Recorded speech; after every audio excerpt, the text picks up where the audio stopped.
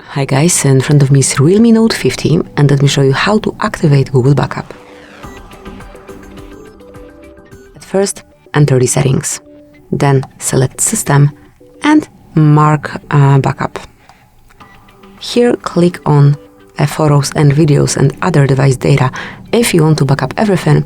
As you can see, I wish to activate automatic backup to Google, all the photos, contacts, call history, device settings, app and app data, and messages. Then just click on confirm.